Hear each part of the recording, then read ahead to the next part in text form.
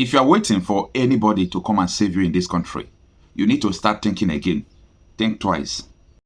How bad is corruption in the Nigerian government or in the Nigerian system? Some of the things I recovered were returned back to, people will recover those things from. For instance, there was this case of somebody will recover 80 S-Class Mercedes-Benz car, brand new, houses, farms, motorcycles, and so forth. In a house in Jabi, under information, we got intelligence, and we went there, we saw all those things. I wrote to the customs, the DG of customs, do these people pay custom duties on these vehicles? 80 brand new S-Class, armored plated. The CG of customs said no, they didn't pay. I wrote to Federal Inland Revenue Service. Did these people pay tax? If you are importing, if you have this kind of vehicles, if you have money to buy this kind of vehicles, you should pay enormous tax to the Nigerian government. They said no, they don't have any record of them paying tax. So we went to court. We got an order of official, and then the court asked us to, we should take custody of those things. It's interim for official, pending the hearing of the case. So I did it. I did a memo to the Attorney General to brief him of what we were doing. But later on, the Attorney General said that all the cases are investigated. They never mandated me. One of them was, came through Panama Papers. You know about the Panama Papers? Mm-hmm. A Nigerian senator, former military governor, was mentioned that he has properties in offshore islands.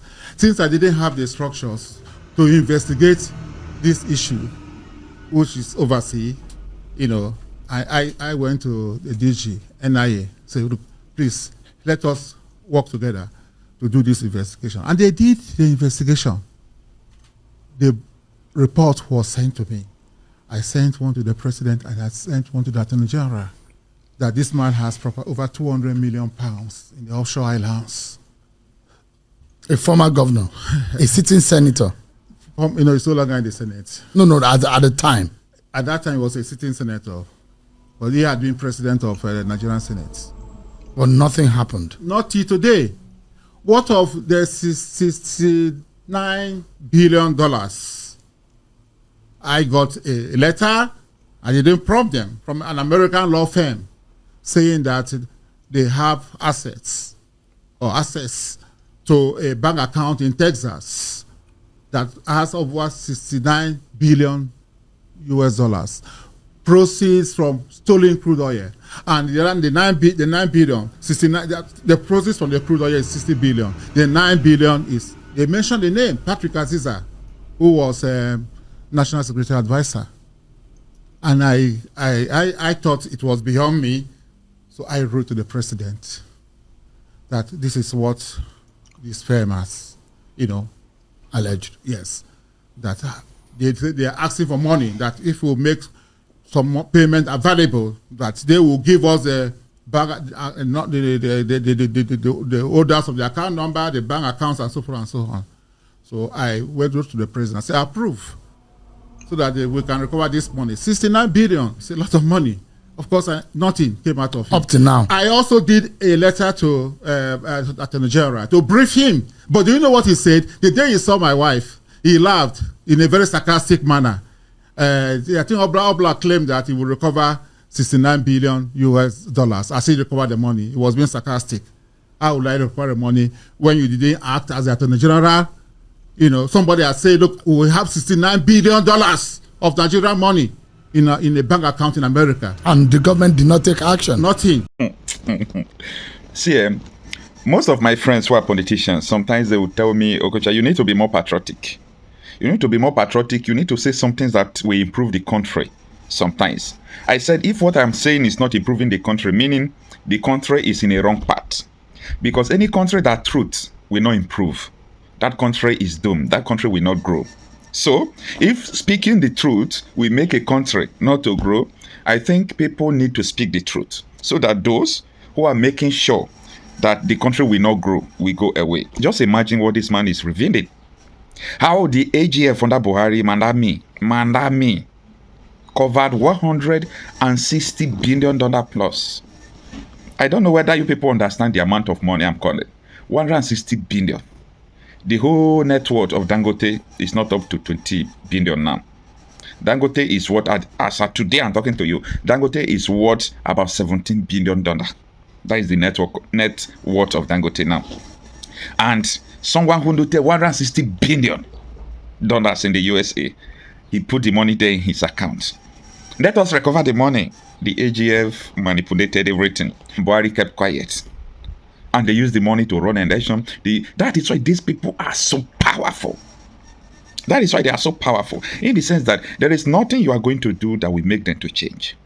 They aren't going to change. There is nothing at all that you are going to do that will make these people to change. There is nothing you are going to do that will make these people to, rethink that everything they are doing is to the detriment of poor masses like you and me.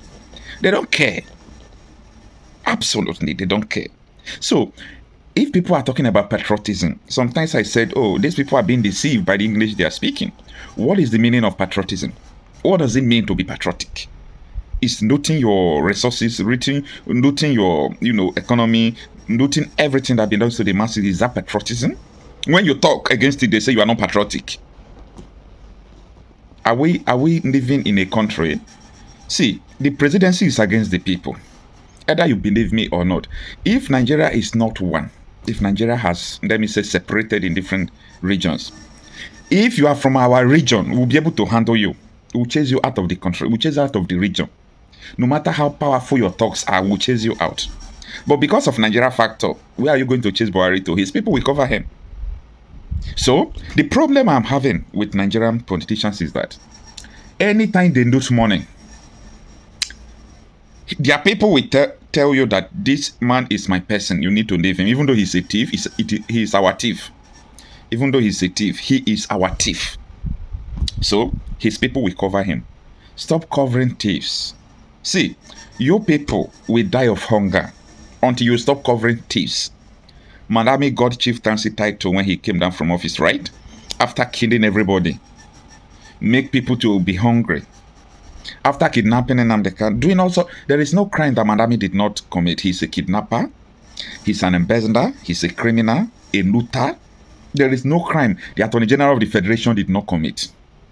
And today, what is going on? Nobody's even talking about him. Nobody is even talking about everything Buhari regions have done against the masses. And you want people to be patriotic, right? Patriotic go kill you there. Now, patriotism go kill you people. Stop writing people who are speaking up, telling them they are not patriotic. Now, patriotism go kill not there. What do you mean by patriotism? If now this Oyibo, this English they are speaking is deceiving you people need to rethink. Because we don't care. Politicians have lost every atom of respect. You people don't have respect. As far as I'm concerned, if you are looking for respect, don't come to where I am. You go another place and take your respect. Unless I see that you are a politician with different, who is speaking against what politicians are doing. You are not the problem. But this system, political system, that is the problem. I don't have issue with people personal, but I have issue with the system.